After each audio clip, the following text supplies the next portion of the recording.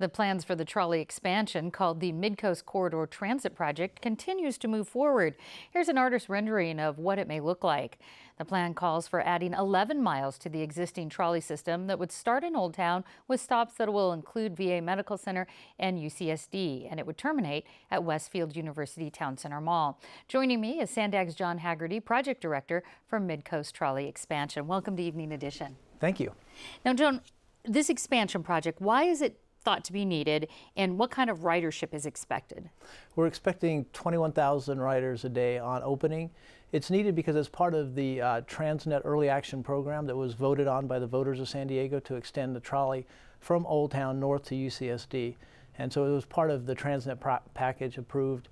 And now we're in the process of doing the environmental document and moving forward with the project. If you would actually this, if you could tell us where precisely these stops will be, maybe kind of go over some of the highlights of them. Okay.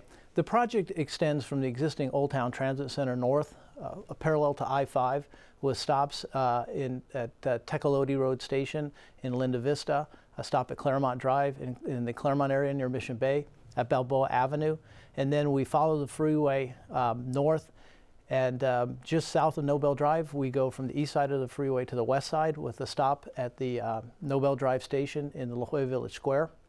And from that point, it goes north to a station at the VA Medical Center, then a station on the west side of the UCSD campus and one on the east side of the UCSD campus. Another station at Executive Drive with the terminal station at the University Town Center, so at the shopping mall. A lot of different shops, a lot of different, for one route, actually, a lot of different ways you could get on and off of it. Would the entire route be elevated? We've seen the pictures of the artist rendering. The route is basically in the low sand corridor, or the coaster corridor, through from Old Town all the way north to SR 52, and then follows I-5, kind of along the embankment, just along the side of the highway. And then once we cross over to the Nobel Drive station, it's elevated from that point on, with the exception of VA Medical Center. Since it's kind of on a mesa, we just kind of kiss the ground at the mesa and then go back elevated. AC, how much is this going to cost, and how will it be funded? It's about $2 billion, and half of it is coming from the Transnet program or other state and local sources, and the other half is from the Federal Transit Administration. So we're looking for a full funding grant agreement, which is the federal government's contract with Sandag to fund half of the project. And then the Transnet you were talking about is that half-cent sales tax that people voted on. Half-cent sales. Okay. I know there's several, I did want to ask you about this, the San Diego ferry shrimp. Now I know they're federally listed as an endangered species that was recently discovered in the proposed path of the trolley expansion. What did Sandag's supplemental report find on this ferry shrimp, and what's going to happen? Okay, yeah, they are endangered, listed endangered species, and so we found them in the ferry shrimp live in small, either vernal pools or ephemeral pools of water. And so we have an ephemeral pool that was just, some water they had collected on the right-of-way. It did have ferry shrimp, so we're proposing to mitigate those at a location down in Otay Mesa where there's some vernal pools that we're going to then provide some additional mitigation and provide mitigation for that impact that we have for that particular location of ferry shrimp and the rest of them that may be on the alignment. So we're working with the U.S. Fish and Wildlife Service, the Coastal Commission, and others to complete that mitigation. Basically move them and right. Okay.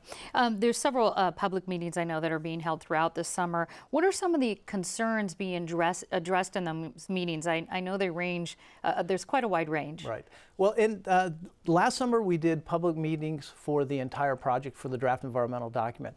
Right now we're out looking for public input on the station design. So we're developing the stations. We had a meeting at University City to go over some of the station designs. We're going to be meeting at Claremont, Linda Vista, and PB later in the summer.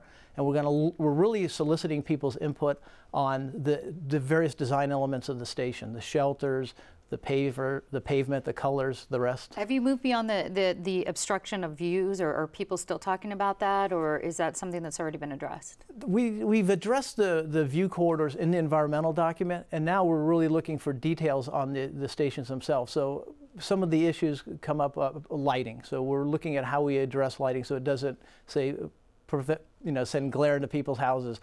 We're looking at the landscaping and some of the other elements that would make the stations, I think, part of the neighborhood. And that's what we're really trying to get at. If you could tell us just briefly, when is the project slated to start, and when would riders be able to jump on board? Okay, we're really going to start construction with some utility relocation later in, potentially late in 2014 and 2015. Real construction starting in 2016. Construction ending in 2018, and riders, because we have to complete the testing of the system in probably the spring of 2019. All right, I want to let folks know we have more on this on our website, kpbs.org. Sandag's Johnny Haggerty, thanks very much. Thank you.